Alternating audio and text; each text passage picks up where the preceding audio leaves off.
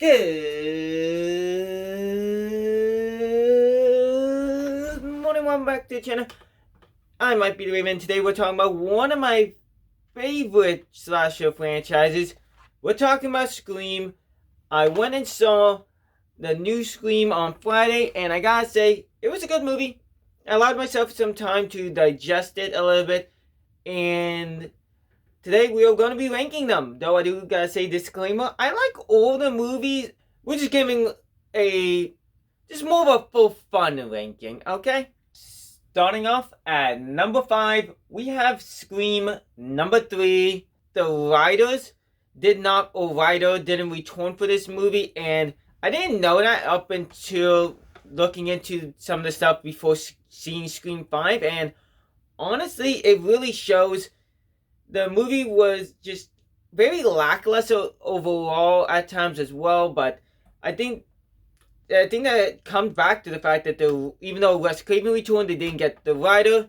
I think the formula, they kind of ran out of steam with what to do for this whole Scream formula. The meta jokes on the genre and stuff, they just ran out for this movie, and I think that shows. As I said, the movie's also just, even not with that stuff aside, it's still a lackluster movie. I forget most of the things that happened in this movie unless I put some very deep thought into it. I thought the killer reveal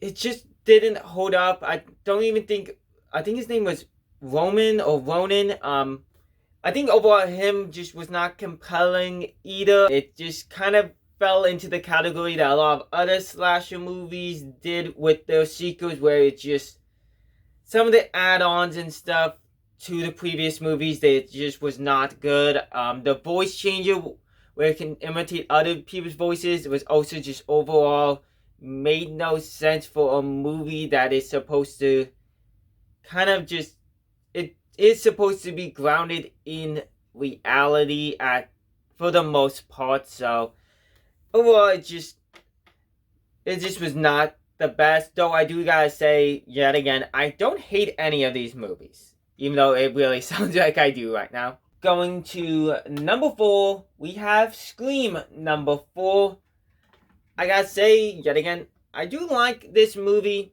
So disclaimer with that aside, though, I think the formula, it came back reinvigorated for this movie.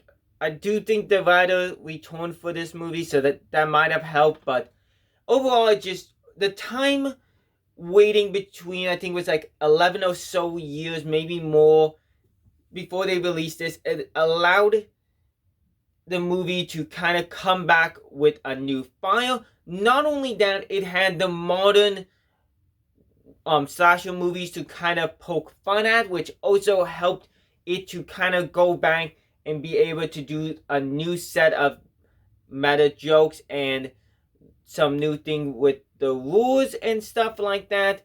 I think the fact that they wanted fame, the whole reveal with them and stuff for the killers, was kind of an interesting take, and I think the motivation was fun for them. I don't see them as the Ghostface killer. I don't know if it's just me, but neither of them seemed like realistically they could have been Ghostface this entire time. But this movie brought it a little bit back into reality. I do think a sequel directly from this movie would have probably improved it in my mind and maybe made me rank it higher. Moving on to number 3, we got Scream 22, aka Scream 5, and I think for the most part I'm going to be calling it Scream 5. Just like number 4, and the time jump allowed it to kind of be able to more make fun of the movies of its time, this movie also had the time in between to allow it to talk about the modern movies and stuff, especially with slasher movies really trying to make a comeback and stuff, and not just slash movies but horror movies in general. And not only did it have modern movies to talk about, but this one also had the whole requel trend in not only movies but especially with slasher movies to kind of delve into and stuff with this. I do think the cast and stuff of this movie is really it's just a great cast overall. There's one or two characters I didn't like in Scream 4, or acting I didn't like, and like the feel of the movie is, I think, was an overall great feel to the movie. Ghostface was full-fledged great badass in this movie with the kills and stuff with it. I think the voice modulator on the side of the mask, I think was good for like the one scene and stuff. I think it was like better done than like the voice modulator that you saw that can imitate any voice in Scream 3. I thought that was kind of a fun little thing. Though it didn't really, it was only used for the one scene, so you could like say some dialogue while he's killing. This movie also just devoted some expectations and stuff with like the opening kill and stuff, just like as Scream 4 did, but with their little fake outs, which is them being previous Scream stab movies. This one kind of had its own little devote expectations throughout the movie. I thought some of the little connecting points to previous movies were a lot better done and stuff. Overall, this movie was a great addition to the story arcs of all the characters. I thought the reveal was done in a fun way in this movie. I thought the motivation was kind of interesting, even though not everyone's gonna like it. And just overall, it was surprisingly just a great movie. The only like thing not believable about these two is the one scene in the hospital. I don't know, I just couldn't believe that was the person in the Scream costume for that one. So moving on to number 2, we got Scream number 2. I thought the formula and the whole thing with the meta-ness was easy to apply to the genre of sequels. I thought it was a fun movie. I didn't like the death of Randy, obviously, though I do guess it does show like anyone can die in the movie.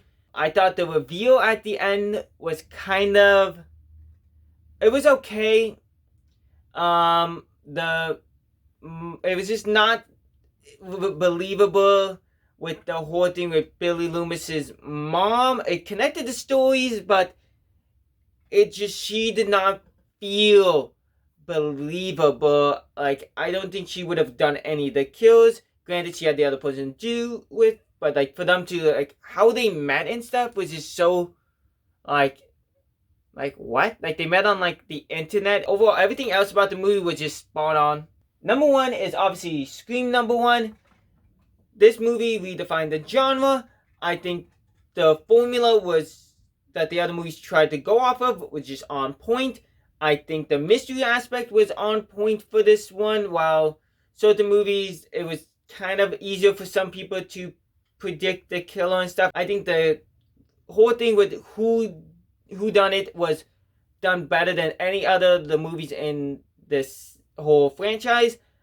Though I didn't like how heavily it was implied with the principal. I didn't like really anything with the principal at times, but other than him, everything else was pretty much done well. I love the fact that you can see Ghostface's reflection at times, him in the background at times.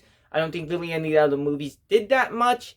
I think the reveal was done well. I thought the killers, actors were on point for their whole thing and their monologues. I think overall everyone's acting was on point, while some of the other movies they had like some low points for actors. This movie overall had a great cast, and honestly I can see how this one really started this whole franchise. But not only that, but started off a whole new like formula for other movies, not even just horror movies, but other movies in general to try to copy off of. Though once again, this ranking and all that was just for fun. I'm a fan of all of these movies. I think I did a good enough job talking about them. If you want me to try to rank any other movies, maybe I'll try to do it again. Anyways, though, I might have been the Raven. Make sure to like and subscribe down below, and make sure to have a good night. And we are talking about one of my favorite, I was about to say genres, favorite franchises.